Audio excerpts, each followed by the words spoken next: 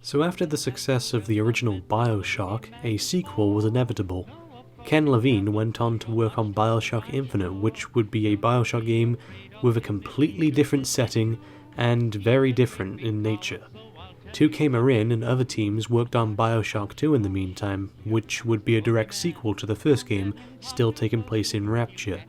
BioShock 2 was in development for just over 2 years, around, 25 months. There is no official budget figure for BioShock 2, but at the time of release, 2K said it was their most expensive game. Anyway, the game sold 3 million copies, which was considered disappointing in the eyes of the publisher, when the first game sold 4 million. Either way, reactions on BioShock 2 were mixed. While the game received mostly positive reviews and high scores, and many had praised the improvements made to the gameplay, others were disappointed by its story not being up to par with the original. But since it's been nearly 10 years since BioShock 2 released, damn I feel old, I thought now was a good time to take a look back on this sequel to one of the best video games ever made, and see what has been improved and what hasn't.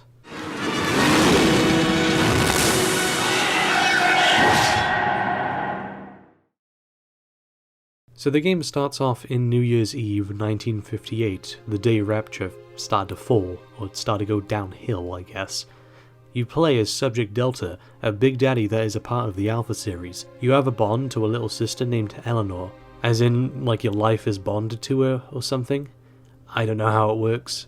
Anyway, moving on from that, Eleanor and Delta then walk around, and I like how the game shows you what Subject Delta looks like through a reflection. It's symbolic, but it is also nice to have a character with an iconic look, as Jack in the first game was just a pair of arms.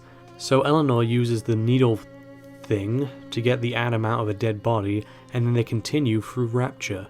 I do like how the game gives a small peek at what Rapture was like before all the chaos. Anyway, Delta hears Eleanor screaming and then notices these dudes attacking her, so he jumps down and...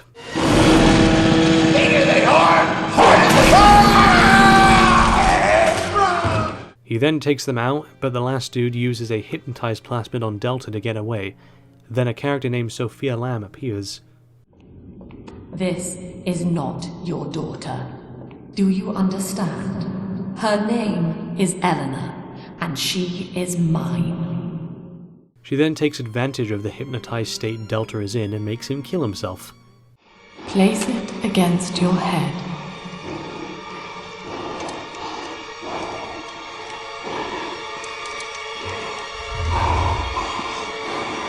Fire.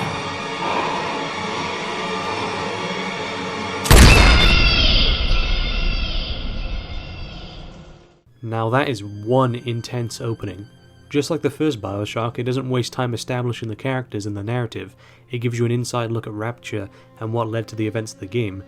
Every piece of dialogue has a purpose, and once again, it gives enough to get the player invested but still doesn't pull out all the cards at once. Overall, it's a great opening. Delta then wakes up 10 years later in 1968 and drills through some stuff, and gets some plasmids, and has an encounter with a little sister, and then it's time for the gameplay of BioShock 2. So the original BioShock was a first-person shooter with some light RPG elements. The game had a great variety of weapons and enemies, and overall the plasmids were a fun mix that made the combat more interesting. BioShock 2 doesn't try to rewrite the book of BioShock, it just refines it and fixes some problems the original game had. Most of the weapons from the first game make a return in some form, like the rivet gun for example is basically this game's version of the pistol. The minigun is basically the Tommy gun, the spear gun is a replacement for the crossbow, the launcher is the same, yada yada. They're pretty much the same guns, they just have a different look and name. Which isn't a bad thing since all the weapons have been improved. In the original BioShock, some weapons like the Tommy gun did kind of become useless towards the end of the game. In BioShock 2, however, pretty much every gun is useful from start to finish. Most of the weapons have had slight alterations to make them more fun to use in combat. The rivet gun is now a more accurate and hard-hitting weapon than the pistol was, and you can even lay traps with it. The minigun is now more accurate, and the recoil, while still present, isn't as much of a hassle to deal with, thus making it a more viable gun in combat. Plus, I think it just shows how awesome Subject Delta is. This motherfucker is strong enough to hold and fire a minigun with one hand. Fucking hell. The shotgun is now a double barrel, which reminds me of Doom 2 having a double barreled shotgun, and it does more damage and can be upgraded to shoot electricity. The fact that you get 2 shots, which can also be upgraded to 4, and the fact that it doesn't take as long to reload, speeds up the gameplay from the first game. In fact, the reload times for all the guns is about half of what it was in the first game, though it does make me wonder how Subject Delta reloads a gun with one hand. The spear gun ultimately works the same as the crossbow, but the spears don't break like the bows do, and it does much more damage. Other than that, it functions the same, which you know, if it ain't broke, don't fix it. The chemical thrower no longer exists, as the plasmids like Electro Bolt, Incinerate and Winter Blast can now be upgraded to shoot out ice, fire and electricity, so having this weapon would be pointless. In fact, it was kinda pointless in the original BioShock. The launcher is the same, which is okay, because there was nothing wrong with it to begin with. Instead of a wrench, now you have a motherfucking Big Daddy drill, which is awesome, and you can drill through their stomachs and go slamming right into them. But even if you don't have the drill equipped, you can still melee, as the game now has a dedicated melee button. They have also added a hacking tool, which I should talk about. You can still go up to things and hack them manually, but this tool allows you to hack turrets and security stations from a safe distance, which would be useful for getting the jump on splicers. You can also get auto-hack darts, and it can also get mini-turrets, which are really powerful against enemies, but are also really powerful against you. The hacking minigame has also been changed. In the first game it was this weird plumbing thing, whereas in BioShock 2 it's a quick time event, which I feel is better because it doesn't pause the game like the first game does, and it makes your decisions in combat have more tension and impact. The hacking also rewards you with hitting these blue lines, which with machines will mean it will give you an item or two, and with security bots it means it'll do more damage. The research camera has also been changed. In the first BioShock, you could take pictures of enemies for more research points, which could be annoying, because the best way to do research was to take photos mid-combat, which was annoying, because it meant you had to stop fighting for a couple seconds and then take the shot, whereas in BioShock 2, instead of a still camera, it's a film camera that records your fight with the enemies, and even rewards you for using different playstyles for each time you research them. It means that you don't have to stop in the middle of combat to research them, you can just whip out the camera, hit the button to start filming, and then go to town on them. In fact, a lot of the gameplay changes in BioShock 2 are changes that are obviously made to speed up the pace of the game, and make combat more enjoyable, instead of some stop and starts like in the original game. The biggest one is that since you're a Big Daddy, you can now carry weapons with one hand, and you can carry a plasmid on the other hand, instead of having to just separately use a plasmid or a gun. Which is good, because if you need to reload, you can hit an enemy with a plasmid like the Electro Bolt and stun them, thus giving you time to reload in the middle of combat. It means you'll spend more time using plasmids mid-combat, which gives you more opportunities to get creative with them. It also means you can decide different combinations of what weapons to mix plasmids with. The plasmids themselves are mostly the same apart from the upgrades I mentioned, but the way they've been combined with other mechanics such as weapons makes their roles more prominent and even different in some areas. There are some other changes, such as the fact that the game has limited how many health and Eve kits you can carry down to 5, which makes more sense for balancing. You're a Big Daddy, which means you can take more punishment and even dish out more punishment, but you can't heal or recharge Eve as much, meaning that you have to be more aware of how much damage you're taking, and how much plasmid you're using. In terms of enemies, all the splicers are back, with a new addition being the Brute Splicer, which is like a really fast but not as damaging Big Daddy. I don't know, it feels kinda cheap. Doesn't really add much new to the gameplay. There's a new type of Big Daddy named the Rumbler, which was actually a cut Big Daddy from the first game, and I can see why it was cut. It isn't really much fun to fight. In the first BioShock, it was going to shoot cannonballs or something along those lines at you, whereas in here it just sets up a bunch of mini-turrets to kill you. It isn't really much fun. Then of course, there's the enemy that all of the marketing built up, the Big Sister. The Big Sister comes around once you've either saved or harvested all the little sisters in the level, and then lets out a screech, and you have 1 minute to prepare before she arrives. She has pretty much all the same abilities you have, and is overall a fun enemy to fight once you get used to it, but when first playing this game you won't know that she's about to come out and kick your ass, so you probably wouldn't have prepared for it. Basically, first time players may have some issues facing her. Overall, the new enemies are kinda disappointing. There aren't really that many new plasmids, but that's okay I guess. In terms of criticisms, I don't really have that many with BioShock 2's gameplay. The plasmids haven't changed, which means they still kind of overlap in some areas, which is annoying, but whatever, I can deal with that. The hit detection has been fixed, and is much better in this game. When you get tripped by security bots, it's still kind of annoying, but you're Big Daddy now, so it's easy to deal with, I guess. Okay, probably my biggest criticism of this game is that it can be too easy in some sections, while too hard in others. The difficulty balance in all three BioShock games is all over the place. I played on hard mode in this game, and for the most part it felt reasonably challenging, but a few moments were either just cakewalks or bullshit. But overall, BioShock 2 is a general improvement upon the original game and has the best gameplay in the trilogy. It's fast, it's brutal, and is a good example of how you streamline a game. But the first game was also known for its groundbreaking story, and while many people such as myself consider BioShock 2 to have a weaker story than the first game, there are still a lot of cool details and nuances about the story that go unappreciated by some fans. So, why don't we take a look? So the basic gist of the story in BioShock 2 is this. Subject Delta has a bond with his daughter Eleanor, and needs to make it to her before his body literally shuts down. Eleanor is also being held by Sophia Lamb, her mother.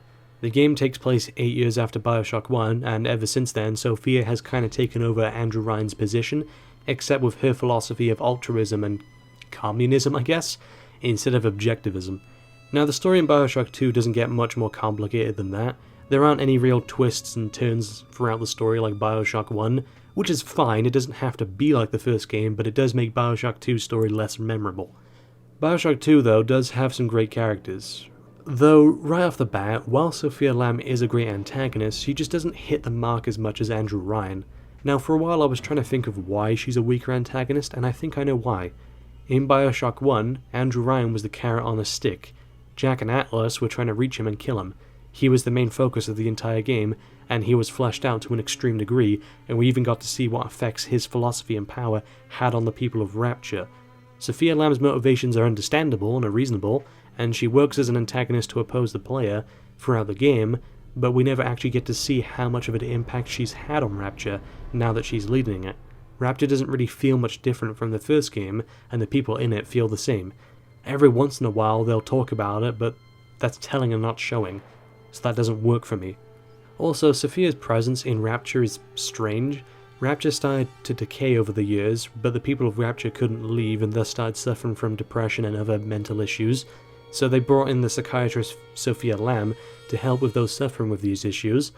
Little did they know that Sophia Lamb was heavily against Andrew Ryan's philosophy, and so she used the fragile minds of those in Rapture to sort of indoctrinate them with her philosophy of altruism, which is the complete opposite of objectivism. Now, while this makes sense, it was said in the first game that Frank Fontaine was the only person in Rapture to oppose Ryan, but Sophia Lamb opposed him too.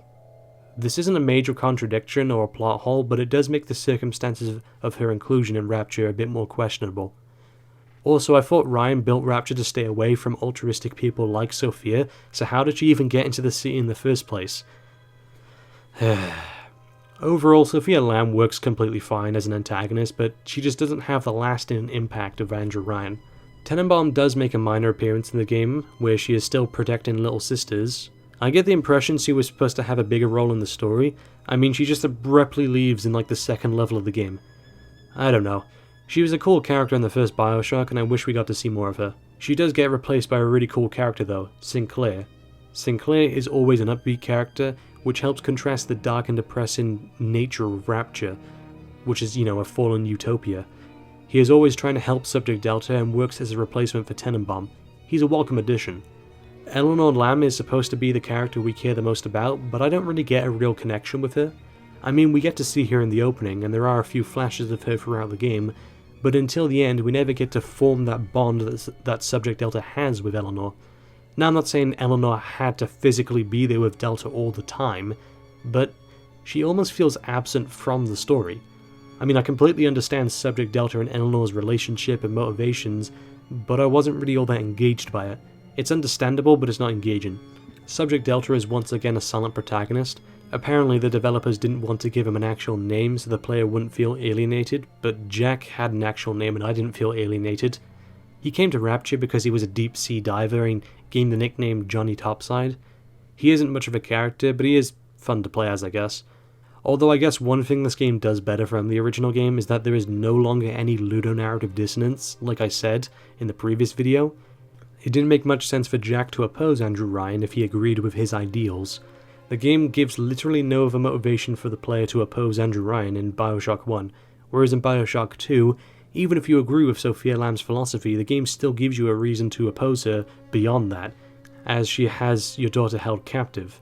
Also, there is no longer any disconnect with the main character as Jack's role in the story changed towards the end of the game, and his reasons for doing the things he did differed from the player's reasons. Subject Delta's motivations are always consistent with the player, and they don't try and con the player's actions with a plot twist. So the game deserves some praise for improving the role of the player in the story from the previous game. Also, instead of a lame final boss, there is a pretty cool final segment where you defend yourself, so the final portion of gameplay is improved. Anyway, getting into the story itself, after receiving and getting some plasmids, Tenenbaum helps direct Delta where to go in order to meet her. On the way, Delta gets acquainted with Sophia. I know you. That symbol on your hand marks you a dead man.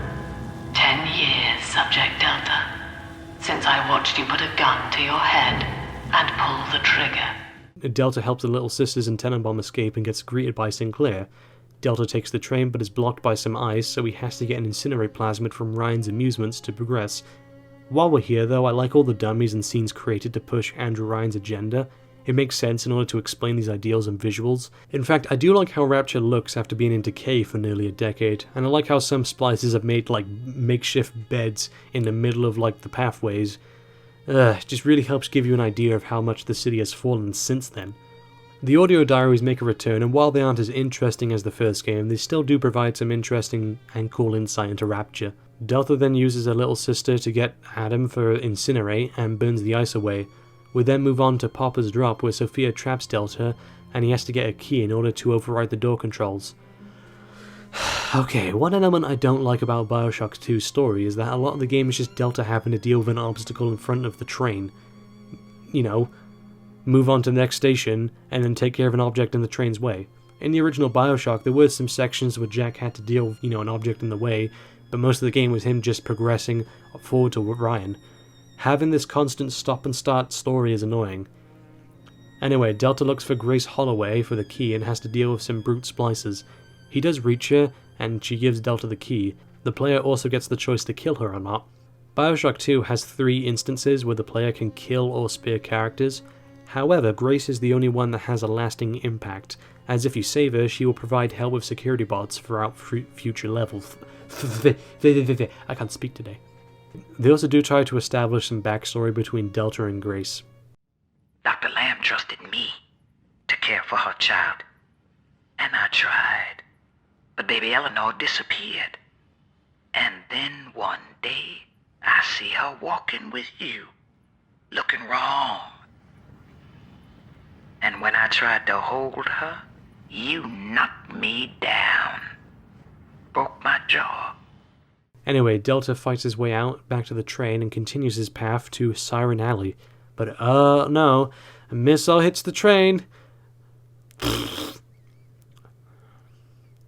Delta luckily survives and makes his way to an alternate route. Siren Alley is also the longest section of the game. It took me 2 hours to play through.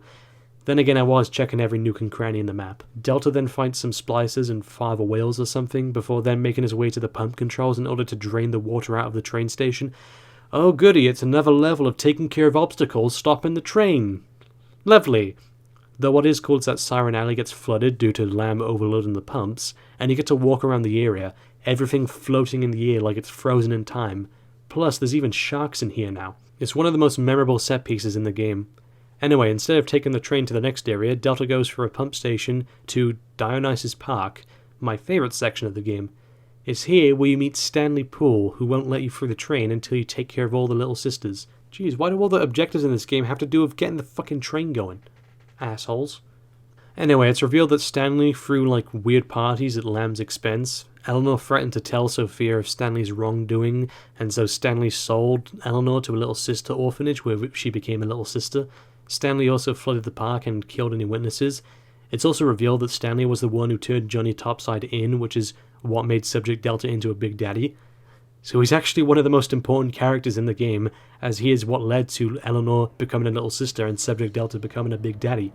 So after getting rid of all the little sisters, it's revealed that Sophia Lamb actually knew of Stanley's wrongdoings and gives Delta the choice to have his revenge.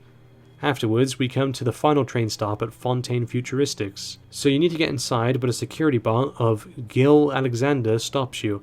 He has audio diaries talking about how he went clinically insane or something. I can't say that correctly. He's in like this big tube or whatever due to like him wanting to become like immortal or something. You don't really get a good look at him, which I guess is cool because it leaves a lot up to interpretation. Although if you do want to know what he looks like, here's his character model in the game files. I won't be sleeping tonight. Anyway, Delta then gains access to Persephone, which is the endgame of BioShock 2. Delta fights two big sisters before confronting Lamb and Eleanor. It's revealed that Eleanor wanted her father back, so she used the little sisters to bring him back. The door then opens and Delta nearly makes it to Eleanor, but Sophia suffocates Eleanor, which almost kills Delta due to the bond they have. Although I didn't know Sophia has teleporting abilities. Delta is then strapped to a table in an attempt by Sophia Lamb to make him die of like hunger and thirst. Although there is now nothing that can stop Subject Delta from dying now that the bond between him and Eleanor has been severed. A little sister then comes down and gives Delta something that allows him to take control of the little sister. Now the visuals in this section are pretty cool. You get to see what Rapture looks like through the eyes of a little sister, and even how they see Big Daddies. Also a quick note, one cool detail is that depending on if you spared or killed characters, you can see statues depicting your choices. Anyway, Eleanor has to become a big sister in order to save you and get out of Rapture, so you get all the parts for a big sister suit, and depending on your choices, she will either save or harvest the little sister. Eleanor then comes out to save Delta, and you now get a plasma to summon her during battle, which is cool, and it's the first time an NPC would actually accompany you in BioShock, and it wouldn't be the last. It's actually pretty fun to fight with Eleanor, and it's nice to have some father-daughter connection, not just through the story, but also through the gameplay. Sophia Lamb is going to explode and drop Persephone to the bottom of the ocean. Anyway, Sinclair gets captured and gets turned into a Big Daddy, which you have to kill him in order to get the Master Key, which would help Eleanor and all the little sisters escape. She needs the little sisters because they need to escape in Sinclair's lifeboat, but they need to boil the water away first for it to take off. They do, but then they have to flood the room and take the elevator to the lifeboat, but...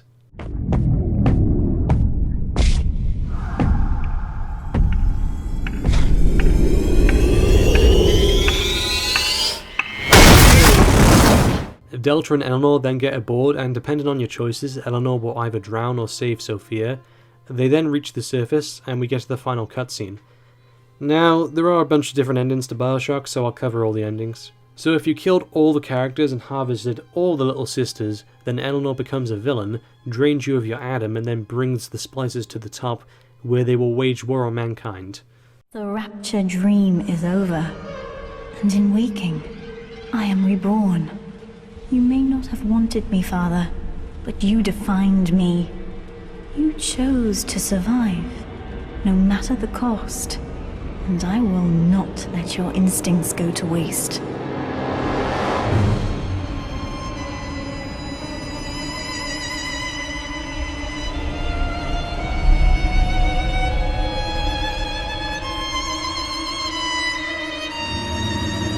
You will always be with me, Father. Your memories, your drives. When I need you, you'll be there, whispering from my shoulder.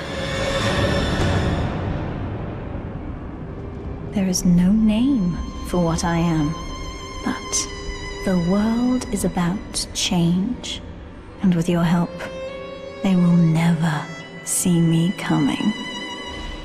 I don't like this ending. It feels abrupt and doesn't really have a satisfying conclusion to the story. If you both saved and harvested little sisters and spared at least one character, then you get a choice to either save yourself or sacrifice yourself. Saving yourself just gives you the same as the bad ending. Sacrificing yourself means Eleanor doesn't drain your atom and she is alone. The Rapture dream is over, and in waking, I am alone. Mother, I left behind, and you chose to die rather than to have me follow you. But you gave me the greatest gift of all. Something I have never had. My freedom.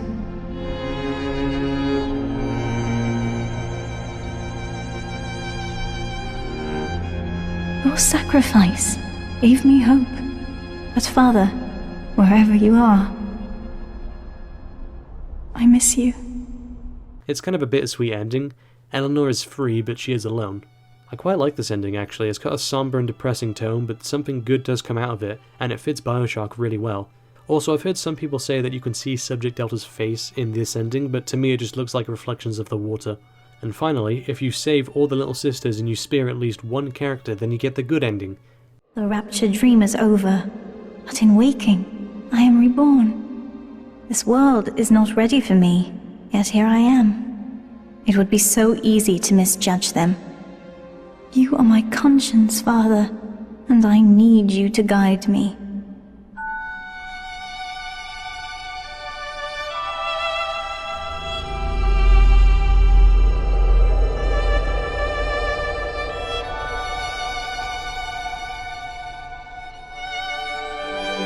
You will always be with me now, Father.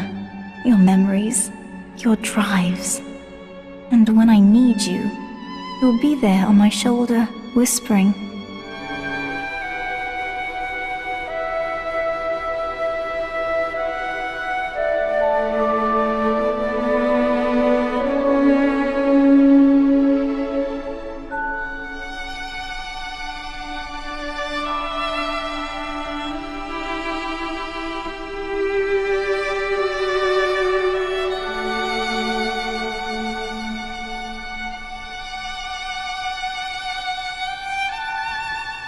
If Utopia is not a place, but a people, then we must choose carefully, for the world is about to change. And in our story, Rapture was just the beginning. Quick note, one thing I do like is how, with these endings, the lighting always symbolizes Eleanor's path. In the bad ending, it's all dark, symbolizing Eleanor becoming evil. In the sacrifice ending, it's grey with some sunlight shining through to show how Eleanor is sad and alone, but there is hope.